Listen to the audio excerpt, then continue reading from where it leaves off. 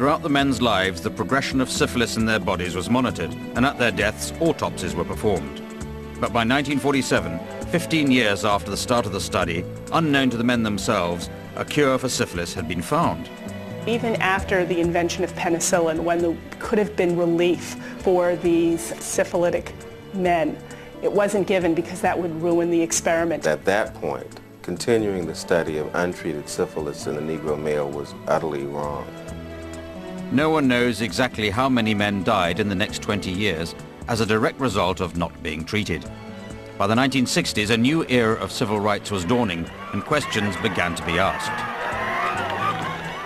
My first knowledge was around 1969 when a physician in the agency told me about the study and indicated that he felt uncomfortable with regards to the way in which the study was done.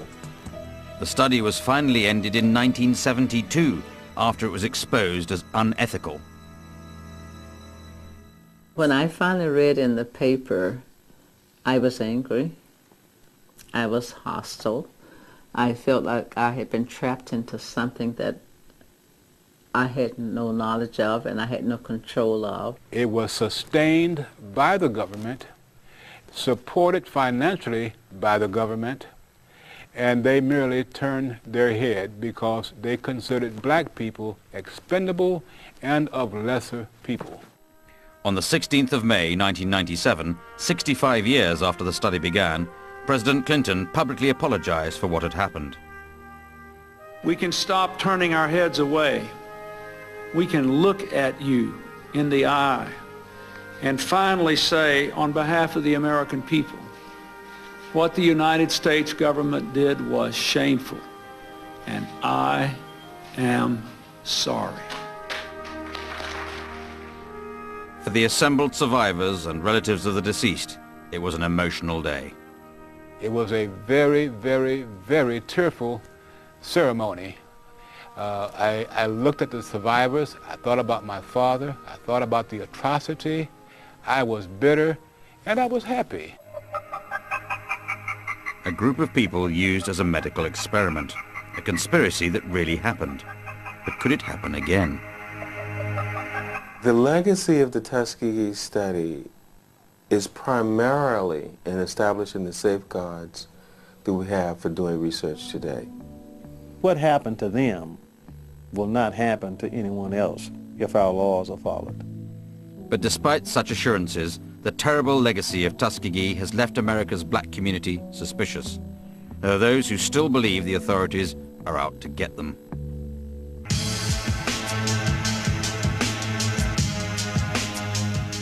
Development of the AIDS virus is the result of a century-long hunt for a contagious cancer that selectively kills.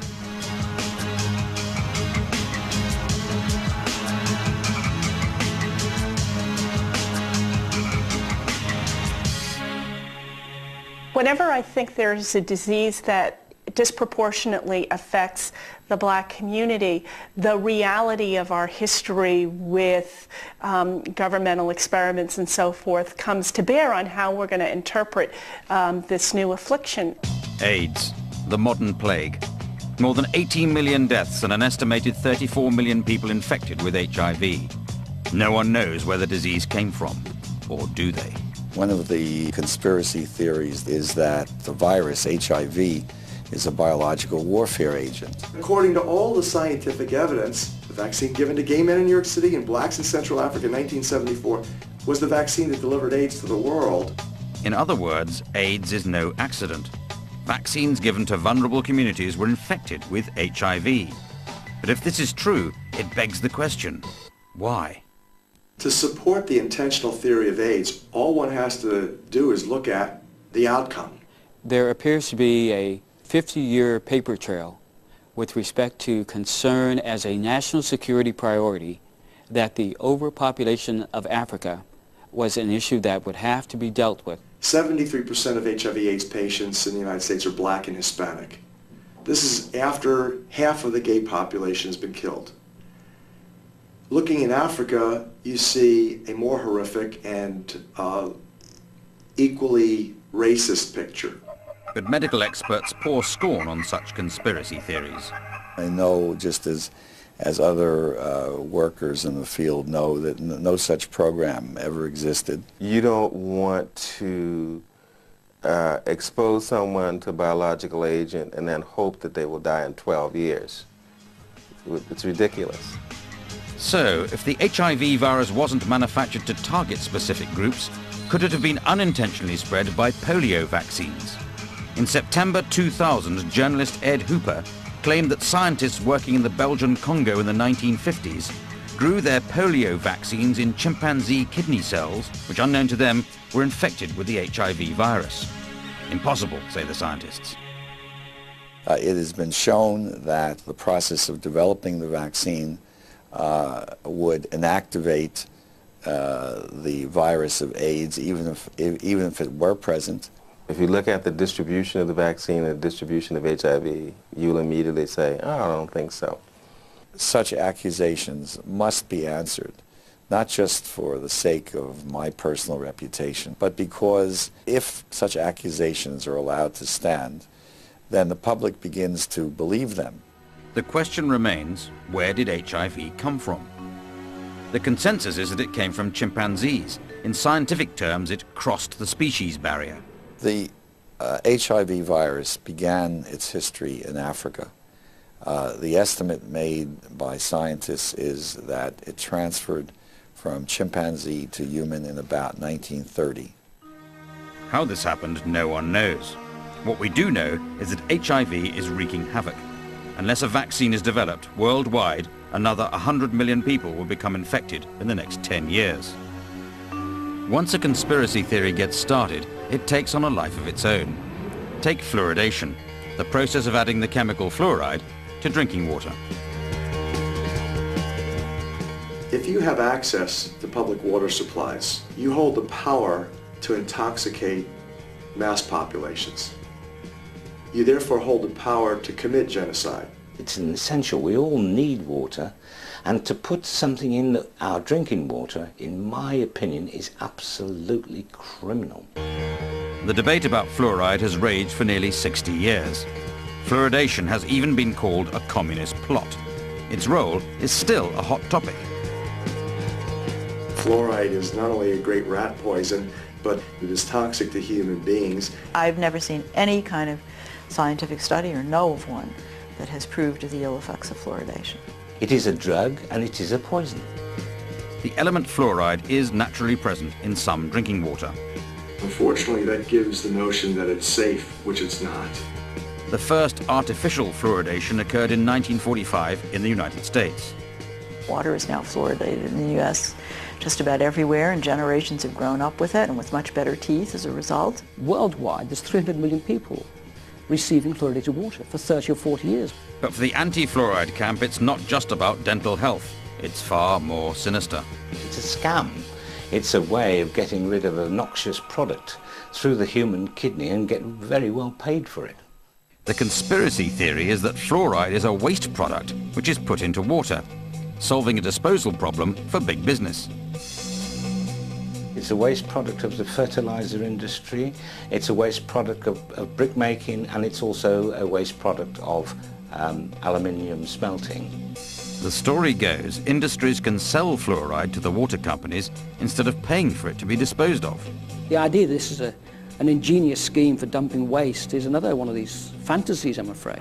But what about the argument that fluoride improves dental health?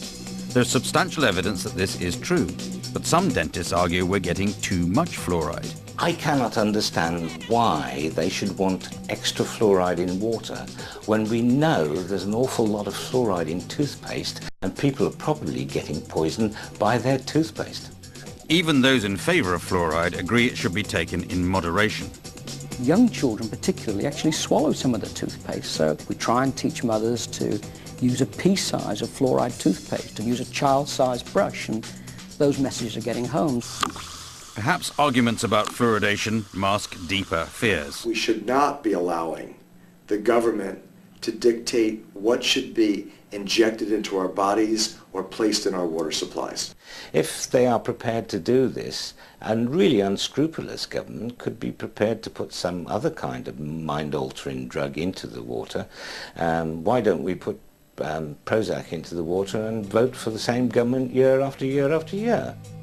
The problem with conspiracy theories is that until they're proved beyond a doubt, they remain just that, theories. Nothing illustrates the frustration this can cause more than Gulf War syndrome. If I was a veteran who had come back from the Gulf and I had been well, fit in the armed services, and over the next few years I started to develop illnesses, I would look for explanations. When you look at all the factors involved and the way that we've been treated afterwards, there is most certainly a cover-up going on. We don't know if she's going to be here tomorrow, next week, next month, next year. We take each day as it comes. On the 16th of January 1991, a multinational alliance declared war on Iraq, and more than 700,000 coalition troops were sent to the Gulf. To protect them from chemical and biological weapons, troops were given a series of vaccinations. They thought nothing of this until they came home and some of them began to fall ill.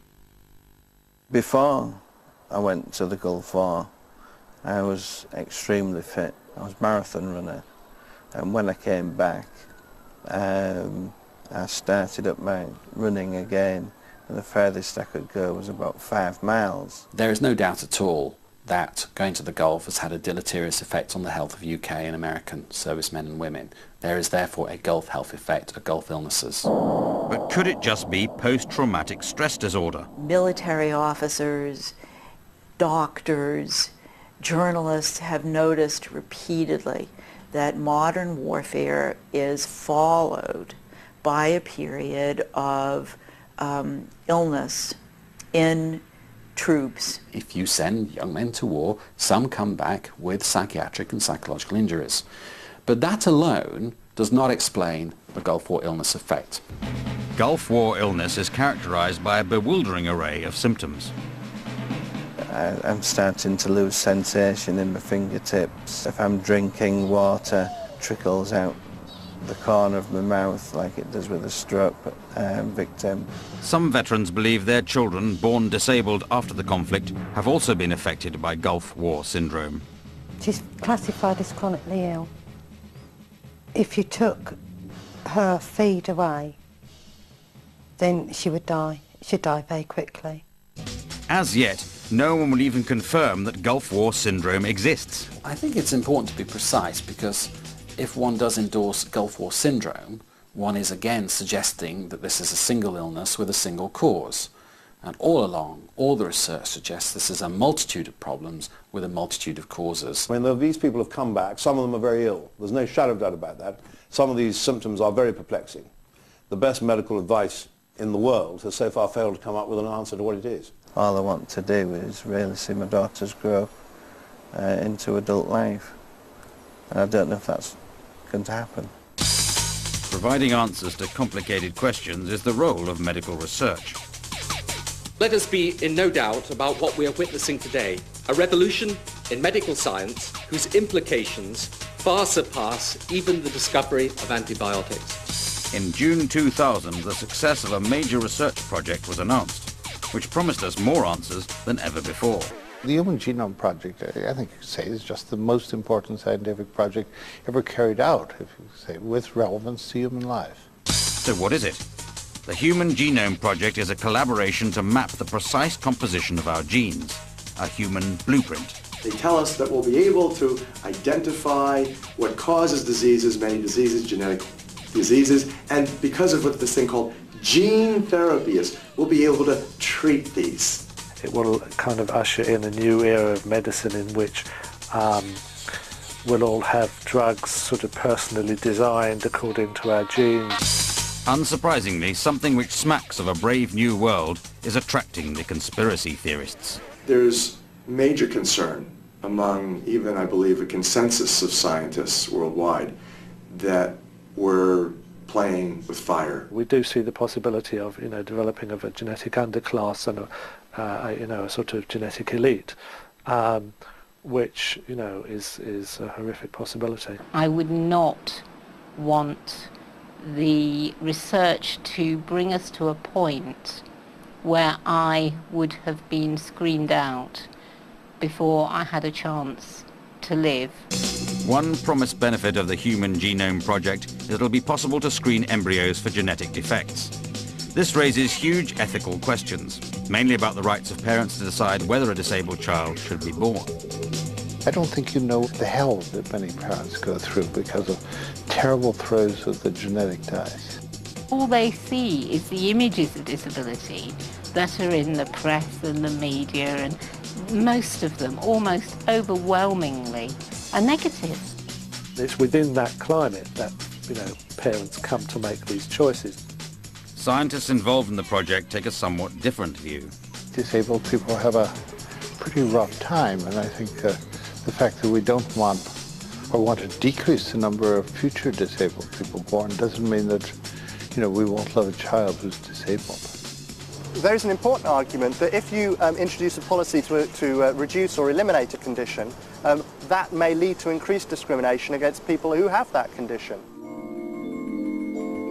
The most extreme aspect of this conspiracy theory of genetic selection is that parents will not only seek to eliminate disability, they'll want to use genetics to create a super baby.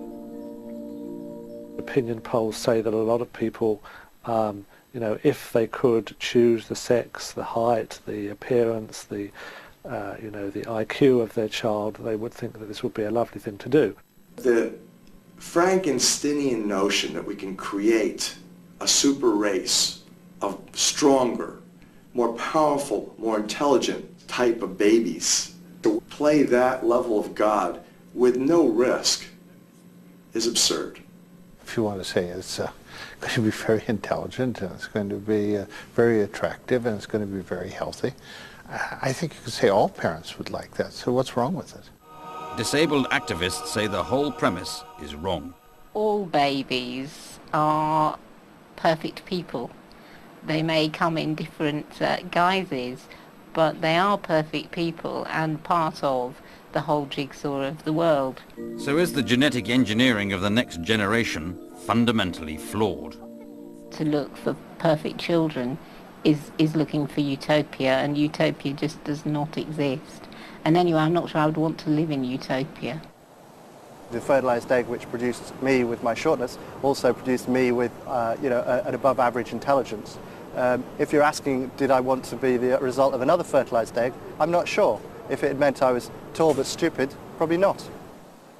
Darwinian selection has produced people, and like Mozart or Shakespeare or Winston Churchill. So I think genes can do wonderful things. Supporters of the Human Genome Project think the project's critics are overreacting. To not benefit thousands, tens of thousands, millions of people because we're afraid of one thing going wrong is a very big mistake. It certainly will raise a lot of problems, but it's also so wonderful and miraculous that things might work out better. It is the stuff of science fiction. The fact is also that it's increasingly the stuff of social reality. Conspiracy theories about the body are hard to ignore because even a grain of truth means they have the potential to affect us all. Your body is your most private space. None of us wants medical science to turn it into public property. It's an unrealistic goal, and it's an immoral goal to eliminate all suffering and difference. I'm all for interfering with nature, because nature is very cruel at times. People want a simple answer, even if the simple answer is not an answer at all. There is not a waking moment that I am not aware of the fact that I have AIDS. The scientists I know cannot keep a secret longer than 5 minutes. And the problem with trust is like with virginity, that once you've lost it, you can't get it back. The fear that things will come upon us in the night, that things will take our bodies and do with it what that will, have been fears that have been with us since we came out of the caves.